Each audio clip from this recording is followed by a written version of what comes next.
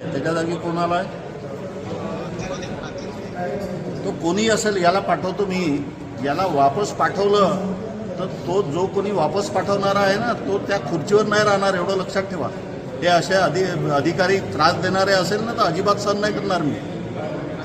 एका कामासाठी 5-5, 6-6 महिने चक्रा मारावं लागते का हो कार्यालयाच्या? हा, तुमचा दोन दिवस पगार लेट झाला तर कसे बनवता? याला पाठवतो, याला वापस नाही करायचं आता.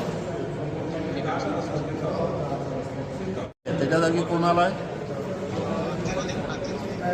तो कोणी असेल याला पाठवतो मी. याला वापस पाठवलं तर तो जो कोणी वापस पाठवणारा आहे ना तो त्या खुर्चीवर नाही राहणार, एवढं लक्षात ठेवा. हे असे अधिकारी त्रास देणारे असेल ना तर अजिबात सहन नाही करणार मी. एका कामासाठी 5-5, 6-6 महिने चक्रा मारावं लागते का हो कार्यालयाच्या? हा, तुमचा दोन दिवस पगार लेट झाला तर कसे बनवता? याला पाठवतो, याला वापस नाही करायचं आता.